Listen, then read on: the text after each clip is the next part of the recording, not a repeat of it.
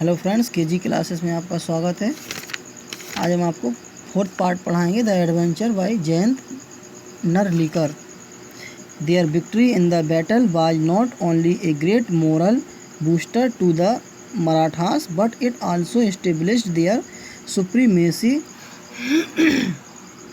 in northern India. The East India Company, which had been watching these development from sidelines, got the message and temporarily shelved its expansionist program. For the Peshwas, the immediate result was an increase in the influence of Bhau Sahib and Biswas Rao, who eventually succeeded his father in 1780 AD. The troublemaker Dada Sahib was relegated to the background and he eventually retired from state politics. To its dismay, the East India Company met its match in the new Marathas ruler Biswas Rao. He and his brother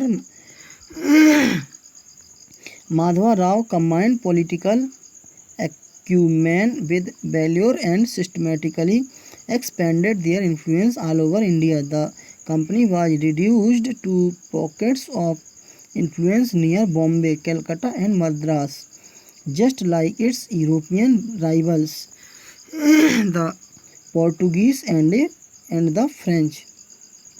Moral booster means moral strength, नैतिक ताकत. Supremacy means influential प्रभावशालिता.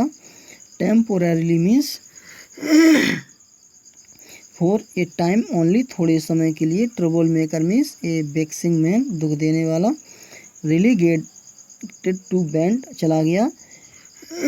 एक्यूमैन means understanding, समझ.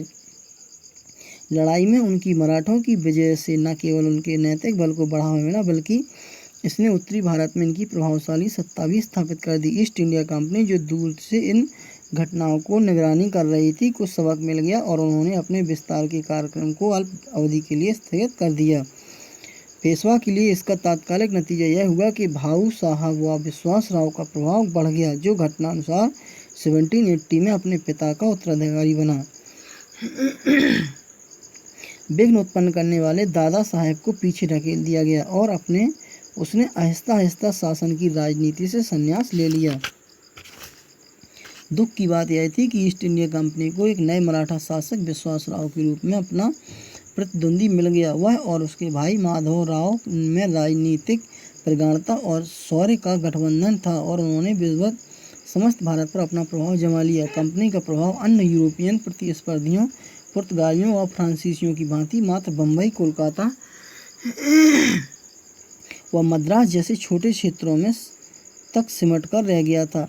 For political reason the Peshwas kept the puppet Mughal regime alive in Delhi. In the 19th century, these de facto rulers from Pune were astute enough to recognize the importance of the technological age dawning in Europe. They set up their own centers for science and technology. Here the East India Company saw another opportunity to extend its influence. It offered aid and expert. They were accepted only to make the local centers self-sufficient. The 20th century brought about further change inspired by the best. India moved towards a democracy. By then, the Peshwas had lost their enterprise and they were gradually replaced by democratically elected bodies.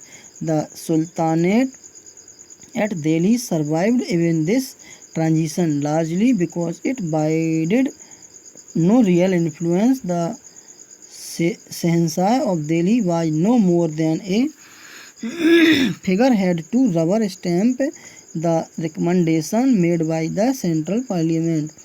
Puppet means one who is under the control of someone. कठपुतली, de facto means real, वास्तविक. Astute means clever, सयाने, चतुर. Enterprise means factory, उद्यम. Transition means in बदलाव. Recommendation में suggestion, सिफारिशें। राजनीतिक कारणों के चलते पेशवाओं ने दिल्ली में कठपुतली बने मुगल साम्राज्य को जीवित रखा। 19वीं सदी में पुणे के ये वास्तविक शासक इतने सयाने शासक निकले थे कि उन्होंने यूरोप में तकनीकी युग से आरंभ होने के महत्व को समझ लिया। उन्होंने अपने विज्ञान और तकनीकी के केंद्र स्थापित किया। यहाँ ईस्ट इंडिया कंपनी को अपना प्रभाव बढ़ाने का एक और अवसर दिखाई दिया। इसने मदद व विशेषज्ञ दिए। केवल स्थानीय केंद्रों को आत्मनिर्भर बनाने के लिए यह प्रस्ताव स्वीकार किया गया। 20वीं सदी में पश्चिम से प्रेरित होकर और अधिक परिवर्तन आए। भारत एक लोकतंत्र की ओर अग्रसर हुआ। उस समय तक पेशवा अपने उद्यम खो चुके थे तथा धीरे धीरे उनका स्थान लोगों द्वारा निर्वाचित तंत्रों ने ले लिया था। इस परिवर्तन के बावजूद भी दिल्ली को सल्तनत कायम रही, क्योंकि मुख्यतः उनका तो कोई वास्तविक प्रभाव नहीं था। दिल्ली का शहंशाह संसद द्वारा की गई सिफारिशों पर रबड़ की मोहर लगाने के सिवा कुछ नहीं था। Thanks, best of luck.